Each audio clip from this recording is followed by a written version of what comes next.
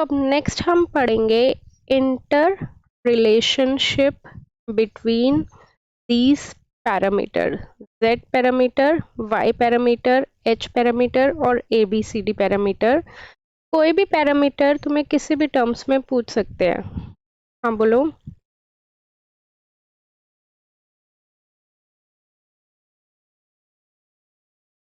ठीक है। हम्म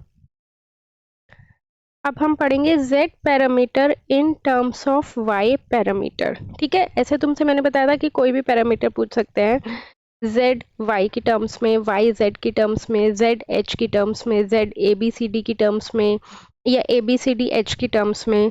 तो तुम्हें बस क्या करना है, तुम्हें इन सब की इक्वेशन याद होनी चाहिए। मेथड सबका सेम है, एक दो मेथड कर लोगे तो तुम्हें आ जाएगा। क्लियर? तो अब देखो मैं तुम्हें बता रही हूँ z parameter in terms of y parameter. तो सबसे पहले मुझे ये बताओ, या फिर z parameter in terms of y वाला थोड़ा इजी हो जाएगा, मैं t वाला करवा देती हूँ। t वाला कौन सा है? Transmission parameter. ट्रांसमिशन मतलब ABCD पैरामीटर। ठीक है, तो मुझे ये बताओ, तुम्हें यहाँ पे लेफ्ट हैंड साइड पे किसकी वैल्यू चाहिएगी? Z11 मतलब तुम्हें किसकी वैल्यू निकालनी है? Z11, Z12, Z21, Z22 की, या फिर ABCD की? बताओ, तुम्हें चाहिए Z पैरामीटर की value in terms of T parameter. तो किसकी वैल्यू चाहिएगी? राइट, Z की, मतलब Z11, Z12, Z21 और Z22 in terms of ABCD। Clear? तो जब भी हमें ऐसे करना होता है तो ऊपर लिख लेना, यहाँ पे Z पैरामीटर और यहाँ पे T पैरामीटर और दोनों की इक्वेशन। हमेशा हमें उल्टी इक्वेशन लिखनी होती है। मतलब अगर z पैरामीटर यहाँ पे, तो z पैरामीटर की इक्वेशन हम इस साइड लिखेंगे, that is v1 is equal to z11 i1 plus z12 i2। Similarly v2 is equal to z21 i1 plus z22 i2। ठीक है, z पैरामीटर यहाँ पे तो उसकी इक्वेशन यहाँ पे लिखनी है, और फिर t पैरामीटर यहाँ पे तो उसकी इक्वेशन यहाँ पे लिखनी है। तो अब t पैरामीटर की क्या इक्वेशन होती है? v1 is equal to a v2 minus b i2, right, और i1 is equal to c v2 minus d i2। यहाँ तक कोई दिक्कत? हम क्या पढ़ रहे हैं? z parameter in terms of t parameter. तो जो है उन दोनों की इक्वेशन उल्टी लिख लो, t की यहाँ लिख लो, z की यहाँ पे लिख लो। कोई प्रॉब्लम यहाँ तक? अब हमें देखो क्या करना होता है, इक्वेशन को कंपेयर। यहाँ पे v1 है v1 है, ठीक है, अच्छी बात है। अब यहाँ पे हमारे पास नेक्स्ट वाले केस में, यहाँ पे हमारे पास i1 है और यहाँ पे हमारे पास क्या है? v2। करेक्ट, यही है। तो हमें क्या करना होगा, यहाँ पे हमारे पास, यहाँ से हमें v2 की वैल्यू निकालनी होगी। जो भी मॉडिफिकेशन होगी, जो भी चेंजेस होगी, वो लेफ्ट वाली साइड पे हम करेंगे। राइट वाली साइड पे हमने सिर्फ रेफरेंस के लिए या फिर सिर्फ कंपैरिजन के लिए लिखा है। Got it? मैं फिर से बोल रही हूँ, जो भी हमारे पास मॉडिफिकेशन होगी वो लेफ्ट वाली साइड पे करेंगे। तो हमें वहाँ यहाँ पे v1 चाहिए और हमारे पास v1 है, तो फर्स्ट वाली इक्वेशन को टच करने की ज़रूरत नहीं है। बट सेकेंड वाले केस में हमें क्या चाहिए? v2 चाहिए, बट हमारे पास क्या है? i1 है। तो क्या हम सेकेंड इक्वेशन से v2 की वैल्यू निकाल सकते हैं? टेल मी, निकाल सकते हैं ना? क्योंकि इसमें v2 है, तो अगर हम v2 की वैल्यू निकालेंगे तो क्या आ जाएगा? i1 माइनस di2 को उधर भेज देते हैं, तो कितना हो जाएगा? Plus di2 is equal to cv2। ये हो गया। अब हमें v2 की चाहिए, तो v2 को एज इट इज लिखते हैं, c को इधर भेज देते हैं। तो इसको ऐसे लिखना हमेशा, 1/c i1 plus d/c i2। Correct, ये बन गई हमारे पास थर्ड इक्वेशन। मतलब जो हमें चाहिए था उस फॉर्म में हमारे पास बन गई। अब कंपेयर करके देखते हैं। मैं एग्जैक्टली इसी इक्वेशन को इसके नीचे लिख देती हूँ। मैंने बोला था जो भी राइट हैंड साइड होगी वो हम कंपैरिजन के फॉर्म में यूज करेंगे। तो v2 इक्वल टू, इसी इक्वेशन को मैं लिख रही हूँ। पहले क्या है? i1 का कोफिशिएंट, तो 1/c i1, राइट। फिर उसके बाद क्या है? i2 का कोफिशिएंट, तो d/c i2 हो गया। ठीक है, अब यहाँ से कंपेयर करोगे तो v2 की जगह v2 है, i1 की जगह i1 है, i2 की जगह i2 है। तो Z21 की क्या वैल्यू आ रही है यहाँ से, Z21 is equal to 1/c, correct. इसी तरह हमारे पास Z22 की क्या वैल्यू आ रही है, दैट इज D/c। तो हमारा आधे पैरामीटर का क्वेश्चन सॉल्व हो गया। हमें क्या निकालना था, Z parameter in terms of Y parameter. तो 2 पैरामीटर आ गए और हमारे पास 2 पैरामीटर स्टिल लेफ्ट है। यहाँ तक कोई दिक्कत किसी को? एक दो क्वेश्चन, एक दो रिलेशन और करवाऊंगी तो और फ्रिक्वेंटली तुम्हें याद हो जाएंगे स्टेप्स। सबसे पहले कंपेयर करना है, कंपेयर करके जो नहीं है उसको उस फॉर्म में लाना है, ठीक है। अब आ जाते हैं फर्स्ट वाली इक्वेशन में। फर्स्ट वाली इक्वेशन में यहाँ पे V1 है हमारे पास भी यहाँ पे V1 है, यहाँ पे I2 है और हमारे पास भी यहाँ पे I2 है। बट यहाँ पे क्या है, I1, और यहाँ पे क्या है V2। तो ये दोनों चीज डिफरेंट हो गई ना। अब हमें क्या चाहिए, मैंने बोला था ये वाली इक्वेशन हमें कंपैरिजन के लिए रखनी है, बस चेंजेस हम यहाँ पे करेंगे। अब हमें यहाँ पे V2 नहीं चाहिए, नहीं चाहिए, हमें यहाँ पे V2 की जगह क्या चाहिए, I1 चाहिए। तो कोई बात नहीं, हमने V2 की इक्वेशन निकाली है ना यहाँ से, ये थर्ड इक्वेशन। अब ये थर्ड इक्वेशन हम फर्स्ट इक्वेशन में सब्स्टिट्यूट कर दें। अगर मैं यहाँ पे V2 की वैल्यू यहाँ पे फर्स्ट इक्वेशन में डाल दूंगी तो मेरे पास इक्वेशन जो आ जाएगी वो I1 और I2 के टर्म्स में आ जाएगी।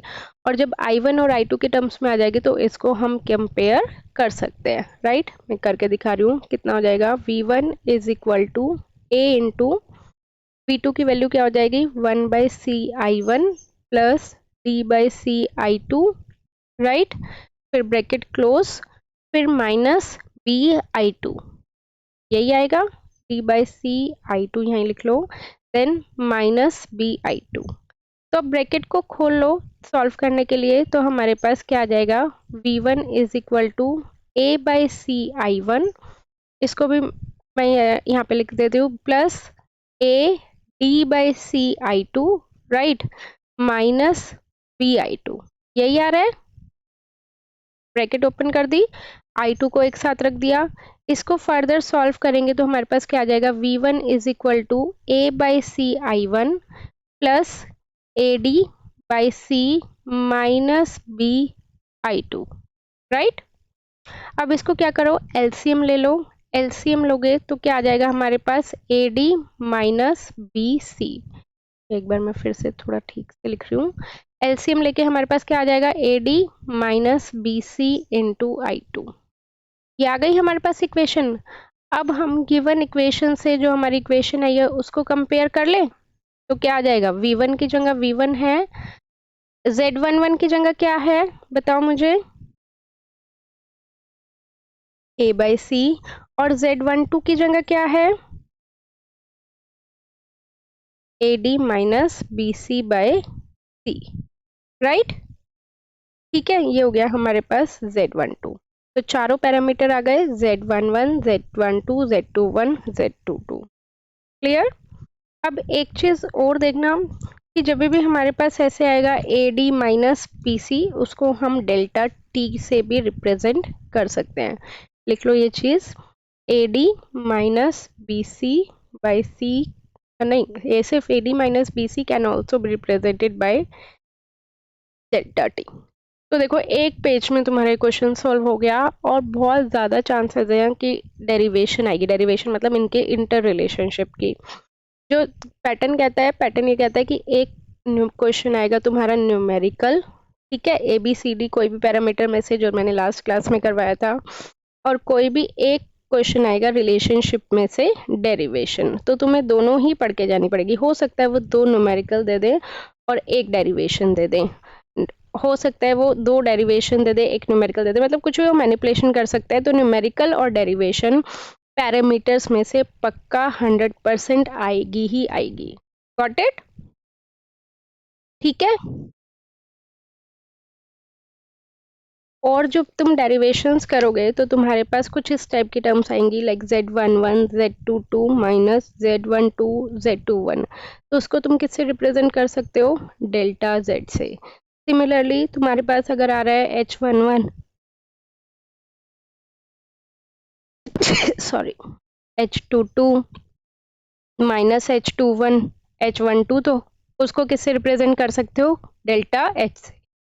अब नेक्स्ट वाला प्रैक्टिस के लिए बता रही हूँ। सपोज तुम्हें दिया हुआ है you have to calculate z parameter in terms of h parameter. ठीक है, अब तुम्हें क्या करना है, z पैरामीटर की इक्वेशन लिखनी है h पैरामीटर की। एज आई टोल्ड यू कि इसको इस साइड लिखोगे और उसको उस साइड लिखोगे। तो z पैरामीटर की h पैरामीटर की क्या इक्वेशन होगी, v1 is equal to h11 i1 plus h12 v2, right. i2 is equal to h21 i1 plus h22 v2। ये हो गई तुम्हारे पास h पैरामीटर की। z पैरामीटर की इस साइड लिखोगे v1 is equal to z11 i1 plus z12 i2, v2 is equal to z12 i1 plus z22 i2। अब देखो उसके बाद हमें क्या करना होता है, चेंजेस इस साइड वाली में और कंपेयर इससे करेंगे। तो v1 की जगह v1 है तो इस इक्वेशन को तो हम टच नहीं करेंगे, राइट, क्योंकि ये हमारे पास एज इट इज है। अब यहाँ पे हमें क्या चाहिए, v2, बट इन्होंने यहाँ पे क्या दिया हुआ है, i2। तो हमें क्या करना पड़ेगा, इस इक्वेशन से, लाइक सपोज ये फर्स्ट इक्वेशन और ये सेकंड इक्वेशन है, इस इक्वेशन से हमें v2 की वैल्यू निकालनी पड़ेगी क्योंकि मुझे यहाँ पे v2 चाहिए, राइट। तो यहाँ से v2 की वैल्यू निकालोगे तो तुम्हारे पास कुछ इक्वेशन आएगी i1 की टर्म्स में और कुछ कोफिशिएंट आएगा i2 की टर्म्स में आएगा, राइट। तो कंपेयर करोगे तो तुम्हारे पास z12 और z22 की वैल्यू आ जाएगी। अब यहाँ तक करके बताओ मुझे क्या आ रहा है तुम्हारे पास। देखो v2 की वैल्यू निकाल के हमारे पास ये वाली वैल्यू आ जाएगी। अब देखो कैसे आएगी वो मैं निकाल के दिखा रही हूँ। हमें किसकी वैल्यू चाहिए, v2, तो बाकी सब सारी टर्म्स को उस साइड ले जाओ तो क्या हो जाएगा, i2 minus h21 i1, right, is equal to h22 v2, यही आएगा। अब v2 की वैल्यू चाहिए तो उसको डिवाइड कर दो तो यहाँ पे कितना आ जाएगा, 1/h22 और माइनस h21 बाई h22। तो सेम देखो यही इक्वेशन आ गई। i1 का कोफिशिएंट क्या आ रहा है, माइनस h21 बाई h22। अब मैं सेम इसी इक्वेशन को यहाँ पे लिख रही हूँ, v2 है इज इक्वल टू h, यहाँ पे कितना आ जाएगा, i1 का coefficient that is minus h21 by h22 i1 plus 1 by h22 i2, यही आ रहा है सबका। कंपेयर करोगे तो z12 की वैल्यू कितनी आ गई, माइनस h21 बाई 22 और z22 की वैल्यू कितनी आ गई, 1 बाई h22। गॉट इट, किसी को कोई डाउट यहाँ तक। अब उसके बाद देखो ये वाली इक्वेशन और ये वाली इक्वेशन को कंपेयर करोगे तो v1 है, i1 भी i1 है। अब यहाँ पे हमें क्या चाहिए, i2, बट इन्होंने क्या दिया हुआ है, v2। तो अगेन जो भी तुम्हारी v2 की वैल्यू आई है उसको यहाँ पे सब्स्टिट्यूट कर दो इक्वेशन 1 में करके बताओ। फिर मुझे बताओ v1 की क्या वैल्यू आ रही है, i1 का क्या कोफिशिएंट आ रहा है और i2 का क्या कोफिशिएंट आ रहा है। v2 की वैल्यू तुम्हें यहाँ पे सब्स्टिट्यूट करनी है, ओके। देखो फर्स्ट केस में तो v2 की तुम्हारी वैल्यू ये आ गई थी, हमने कंपेयर कर दिया था, कंपेयर करके z12 और z22 की वैल्यू आ गई थी। अब हमें चाहिए z11 और z12 की वैल्यू, तो उसके लिए हमें v1 की जगह v1 है, v2 नहीं चाहिए तो v2 की वैल्यू हमने यहाँ से पुट कर दी। तो मैं पुट करके बता रही हूँ कि क्या आएगा और कैसे आएगा, ठीक है। तो इस वाली इक्वेशन में पुट करते हैं तो क्या आएगा हमारे पास, v1 is equal to h11 i1 same है plus h12 i v2 same है। तो v2 की वैल्यू हम यहाँ पे सब्स्टिट्यूट कर देते हैं। v2 की वैल्यू क्या आई है, that is minus h21 by h22 i1 plus 1 by h22 i2। यहाँ तक कोई दिक्कत। सिंपल जो हमारी v2 की वैल्यू आई थी सेकेंड इक्वेशन से वो मैंने पुट कर दी फर्स्ट इक्वेशन में, राइट। v2 की वैल्यू सेकेंड इक्वेशन से जो आई है वो फर्स्ट इक्वेशन में पुट कर दी, उसको हम सॉल्व करते हैं। v1 is equal to h11 i1 plus h12 i2, मैं ब्रैकेट खोल रही हूँ तो यहाँ पे प्लस है और यहाँ पे माइनस है तो कितना हो जाएगा, minus of that will be h21 into h12 divided by H22 I1, उसके बाद plus H12 divided by H22 I2। यही आएगा। यहाँ तक बोलो, किसी को कोई दिक्कत?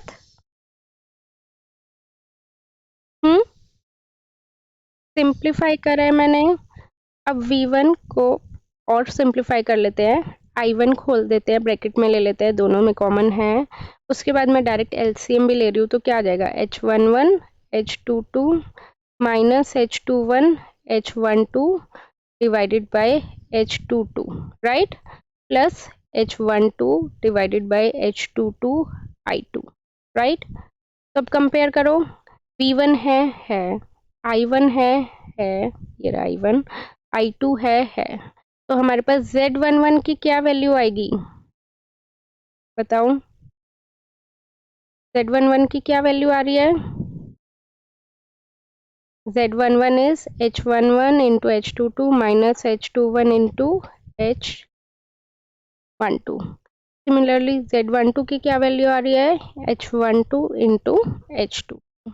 अब इसको क्या लिख सकते हो? एज आई टोल्ड यू कि अगर तुम्हारे पास है H11 H22, डायरेक्ट ऐसे भी छोड़ सकते हो, बट वो थोड़ा सा लंबा हो जाता है लिखने में, तो इसकी जगह क्या लिख दोगे? Z लिख दो। ओके, तो मैं फाइनली तुम्हें सारी वैल्यूज लिख के बता रही हूँ कि क्या वैल्यू आएगी। Like you will get Z11 is equal to delta H by H22, Z12 is H12 by H22, Z21 is equal to minus H21 by H22 और Z22 is equal to 1 by H22। ये तुम्हारा final answer होगा। Clear? This is Z parameter in terms of H parameter. और अगर तुम अब vice versa करो, अब ट्राई करो vice versa, like H parameter in terms of Z parameter, तो बताओ क्या होगा, कैसे होगा? ट्राई करो एक बार खुद से। देखो हमारे पास अगर हम सॉल्व करेंगे तो V1 की जगह है, तो इसको टच नहीं करना। अब हमें यहाँ पे क्या चाहिए? I2, तो हमें यहाँ से क्या निकालना पड़ेगा? I2 को निकालेंगे तो हमारे पास क्या आ जाएगा? I2 would be equal to minus Z21 by Z22 into I1 plus 1 by Z22 into V2। यहाँ से अगर हम I2 की वैल्यू निकालेंगे तो यही आ रही है सबकी। फिर कंपेयर कर दो, I2 की जगह I2 है तो Z21 बाई Z22, ये H21 की वैल्यू आ गई। सिमिलरली 1 बाई Z22, ये H22 की वैल्यू आ गई। तो हमारे पास यहाँ से H21 और H22 की वैल्यू आ गई। अब नेक्स्ट हमें क्या निकालना है? V1 की जगह है, I1 की जगह है, I2 हमें नहीं चाहिए, तो I2 की वैल्यू यहाँ पे सब्सटीट्यूट कर दो। तो क्या आ जाएगा? V1 is equal to Z11 I1 plus Z12 I2 की वैल्यू क्या आ जाएगी? Minus Z21 by Z22 I1 plus 1 by Z22 V2। Bracket खोल दो, Z11 I1 प्लस की जगह माइनस, क्योंकि वो माइनस है, तो minus Z21 divided by Z22 I1, then उसके बाद Z12 divided by Z22 V2, right. I1 common ले लो तो एलसीएम आ जाएगा Z11 Z22 minus Z12 Z21 divided by Z22 I1 plus Z12 Z22 divide V2। तो simplify कर हो गया, बस H11 की ये वैल्यू आ रही है और H12 की ये वैल्यू आ रही है। ईजी लगी अब कन्वर्जन? याद है मैंने तुम्हें लास्ट क्लास में बताया था कि कोई भी सर्किट का कोई भी पैरामीटर पूछा जाएगा तो तुम्हें हमेशा क्या निकालना है? Z parameter, right. Suppose last class में जो हमने सर्किट करा था, कुछ इस टाइप का सर्किट था, इंडक्टर और रेजिस्टर पे बेस्ड। तो इसमें इन्होंने तुमने Z पैरामीटर निकाली और मान लो तुमसे पूछा हुआ इसमें H पैरामीटर निकालना। तो फर्स्ट स्टेप अपने अकॉर्डिंग Z पैरामीटर निकाल लोगे और उसके बाद ये कन्वर्जन करोगे। कन्वर्जन के फॉर्मूले तुम्हें याद रखने पड़ेंगे, मैं एक प्रॉपर टेबल फॉर्मेट में दूंगी तुम्हें फॉर्मूलेस, वहाँ से तुम्हें आसानी होगी याद करना। तो अब देखो तुम्हारे पास किसकी वैल्यू है? Z11 Z22 Z12 Z21, इन सब की वैल्यू है। इन सब की वैल्यू यहाँ पे सब्स्टिट्यूट कर दोगे तो तुम्हारे पास h पैरामीटर की वैल्यू आ जाएगी। आ जाएगी ना। तो बस यही करना है तुम्हें। कोई भी क्वेश्चन हो, कोई भी न्यूमेरिकल हो, उसमें तुमसे कोई भी पैरामीटर पूछा जाए, तुम्हें हमेशा z पैरामीटर निकालना है और z पैरामीटर की वैल्यू निकाल के उसको कन्वर्ट कर सकते हो तुम। या तो मैनुअली कन्वर्ट कर लो, जैसे मैं ये तरीका बता रही हूँ हर बार, बट हर बार तो नहीं कर सकते ना। मैं इसके लिए टेबल दूंगी, टेबल से तुम्हें फॉर्मूलेस याद कर लेना, तो तुम्हारे लिए आसान हो जाएगा। हर चीज़ के पैरामीटर के कंसेप्ट जानना थोड़ा सा डिफिकल्ट हो जाएगा। This is your homework question, determine Y parameter. इसमें रेजिस्टर भी है, इंडक्टर भी है और कैपेसिटर भी है। ठीक है, रेजिस्टर की वैल्यू इज 2 ओम, इंडक्टर की वैल्यू इज 1 हेनरी। याद हो तो मैंने बताया था रेजिस्टर में क्या होता है, इंडक्टर में क्या होता है, एस से मल्टीप्लाई कर देते हैं, और कैपेसिटर में क्या होता है, एस से डिवाइड कर देते हैं। तो ये क्या हो जाएगा, 1/s। इसी के ही अकॉर्डिंग तुम्हें फर्दर सॉल्व करते हुए चलना है, राइट। सिंपल मैश लगाना, हाँ। V1 और यहाँ पे V2 नहीं दिया हुआ तो अपने अकॉर्डिंग तुम यहाँ पे ऐसे मार्क कर लेना, वैसे दिया होता है, नहीं दिया हो तो ऐसे V1, तो यहाँ पे I1 हो जाएगा, यहाँ पे I2 हो जाएगा। यहाँ पे I1 करंट फ्लो करवाना, यहाँ पे I2 करंट फ्लो करवाना और यहाँ पे I3। फिर से वही प्रोसीजर है, फर्स्ट मैश में KVL अप्लाई करोगे तो V1 की टर्म्स में इक्वेशन आ जाएगी। थर्ड मैश में KVL अप्लाई करोगे तो V2 की टर्म्स में आ जाएगी, बट ये I3 की वैल्यू के साथ आएगी। तो थर्ड मैश से तुम KVL से I3 की वैल्यू निकालना, फर्स्ट मैश में और सेकंड मैश में पुट कर देना, जैसे मैंने लास्ट क्लास में करवाया था। तो तुम्हारे पास वैल्यू आ जाएगी Z11, Z12, Z21 और Z22 की, राइट। बट तुमसे कौन से पैरामीटर पूछे हुए हैं, वाई पैरामीटर। तो इसी तरह से कन्वर्जन करना। अब तुम्हें कन्वर्जन किसकी करनी होगी, that is Y parameter in terms of z parameter. तो यहाँ से तुम्हारे पास y11 की वैल्यू आ जाएगी z की टर्म्स में, y12 की वैल्यू आ जाएगी z की टर्म्स में, y22 और y21 की वैल्यू आ जाएगी z की टर्म्स में, राइट। ठीक है, अब z की टर्म्स में वैल्यूज निकाल के, मतलब z की वैल्यू टर्म्स में जो तुम्हारी यहाँ पे वैल्यूज आएंगी, यहाँ पे सब्स्टिट्यूट कर देना, तो तुम्हारे पास y की टर्म्स में आ जाएंगी। Got it. मैं फाइनल आंसर बता रही हूँ so that you can cross check. y11 आएगा तुम्हारा s² + 2s + 1 divided by s + 2। y12 और y21 इक्वल आएगा, दैट इज -1/s + 2, और y22 तुम्हारा आएगा s + 7 divided by 5 into s + 2। यह तुम्हारा आंसर होगा। क्रॉस चेक कर लेना, कुछ डाउट